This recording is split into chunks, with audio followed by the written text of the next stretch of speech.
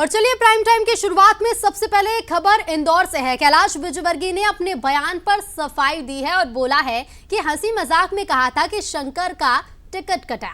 शंकर लालवानी अभी भी टिकट की दौड़ में है। जी हाँ, तो विजयवर्गीय ने यह कहा था कि महिला को टिकट मिल सकता है, यानी कि संकेत उन्होंने दिए थे।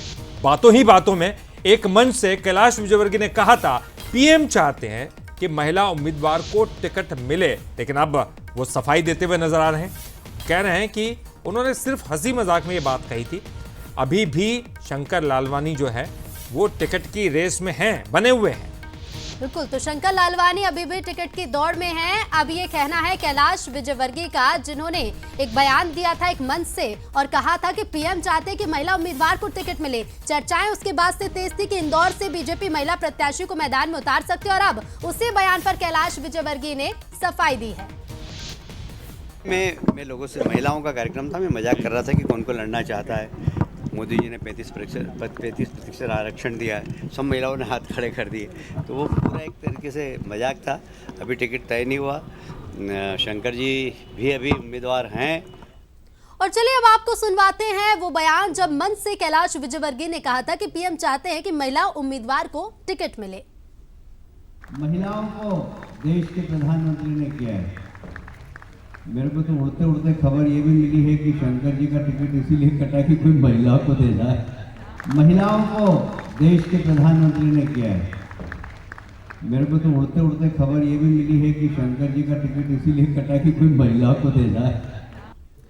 और हमारे साथ हमारे एग्जीक्यूटिव एडिटर मनोज सैनी जी जुड़ गए। मनोज जी, हमने देखा, बाइट को भी देखा, वो किस तरह से बोल रहे थे, हंसी मजाक में दिखाई भी दे रहा था। लेकिन चूंकि इस तरह के बयान एक बड़े नेता हैं कैलाश जी, और वो बयान सियासी हलकों में काफी धूम मचाता हुआ दिखाई दिया था। देखिए, कैलाश विजयवर्गीय कुछ कहते हैं तो ये बात तो सच है, पूरा अंदाज भी है, अपने बयानों का अंदाज भी होता है। हंसी मजाक में भी कई बार बड़ी बातें कह जाते हैं। अब ये तो तय है कि वहां पर चर्चा बड़ी तेजी से किसी महिला उम्मीदवार को बनाए जाने की है, जिसमें कई नाम हैं, चाहे अर्चना चितले की बात करें, दिव्या गुप्ता की बात करें, या फिर डॉक्टर आयुषी देशमुख, कविता पाटीदार, 4 महिला उम्मीदवार। लेकिन इस बीच खबरें ये भी है कि शंकर लालवानी दिल्ली में जाके मिल लिए। तो क्या दिल्ली में मिलने के बाद कैलाश जी को अपने बयान से पलटना पड़ा है या सफाई देना पड़ा है कि नहीं, मैंने मजाक में कहा था?